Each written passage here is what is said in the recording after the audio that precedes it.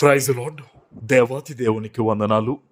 ప్రభు నామమున మీ అందరికీ నా ప్రత్యేకమైన వందనాలు, శుభాలు తెలియజేస్తున్నాను. మరి నిన్నటి దినమున పిల్లలకి మనం భోజనాలు పెట్టడం జరిగింది. ఇటువంటి మంచి పనులు మనం ఇంకా ఎన్నో చేయాలని ప్రార్థించండి.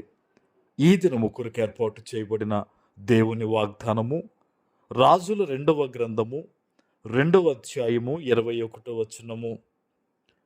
ఈ నీటిని నేను బాగు చేసి ఉన్నాను గనుక ఇక దీని వలన మరణము కలుగకపోవును, భూమియు నిస్సారముగా ఉండదు అనేను.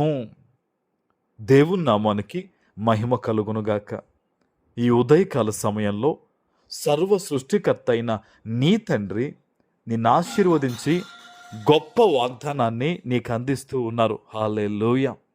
నీ జీవితం బహుశా చూడడానికి చాలా చక్కగా ఉన్నట్టుంది, కానీ నిస్సారమైన పరిస్థితుల్లో నీవు ఉన్నావేమో, ఫలము లేని పరిస్థితుల్లో నీవు ఉన్నావేమో, పేరుకు ఎంతో ఉన్నప్పటికీ కూడా సంతోషము లేని జీవితంగా నీ జీవితం ఉన్నట్టయితే ఈ దినము దేవుడు నీతో మాట్లాడుతున్నారు.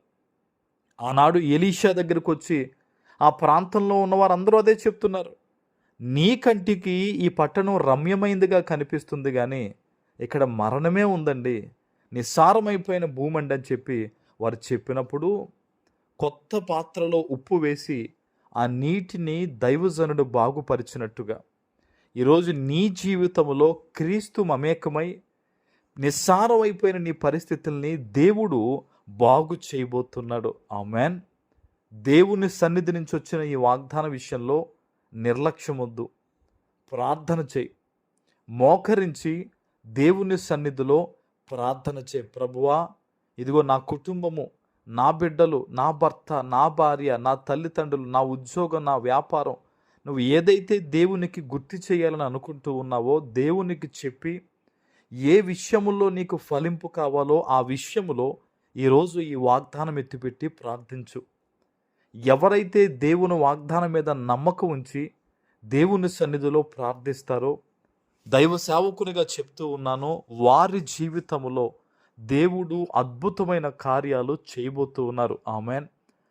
గృహాలలో ఎవరైతే నెమ్మది లేకుండా ఉన్నారో వారు, శుభకార్యాలు లేకుండా ఉన్నారో వారు, గర్భఫలాలు లేకుండా ఉన్నారో వారి జీవితాలు, ఉద్యోగాలు లేక నిస్సారమైపోయిన వారి జీవితాల్లో, ఇలా ప్రతి ఒక్కరి జీవితంలో దేవుడు అద్భుతాన్ని ఈ దినము జరిగించబోతూ ఉన్నారు. ఆమెన్. దేవుని సన్నిధిలో ఈరోజు మేము బలమైన ప్రార్థన చేయబోతూ ఉన్నాం. దేవా, ప్రతి బిడ్డను ఆశీర్వదించమని దేవుని దగ్గర దైవ సేవకునిగా నేను గోజాడుతూ ఉన్నాను.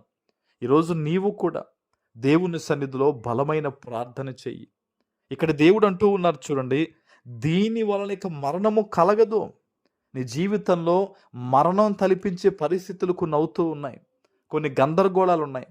వాటన్నిటినీ కూడా ప్రభు ఈరోజు తీసివేస్తున్నారు. ఆమెన్. భూమి ఇక నిస్సారముగా ఉండదనే మాటను గమనించాలి. ఇది ప్రభు నీ కొరకని చెప్తున్నారు. నిస్సారం అంటే పంట లేకపోవడం, ఫలము లేకపోవడం. ఈరోజు నుంచి నీ జీవితంలో అది ఇంకా ఉండదు. నువ్వు ఫలించబోతూ ఉన్నావు. నీ చేతి పనిని దేవుడు దీవించబోతూ ఉన్నారు. గొప్ప కృప ఈ దినం నువ్వు పొందుకోబోతూ ఉన్నావు. కాబట్టి ధైర్యముగా ఉండి సంతోషించు. నేడే ఈ వాగ్దానము నీ పట్ల నెరవేరబోతూ ఉంది. ఆమెన్.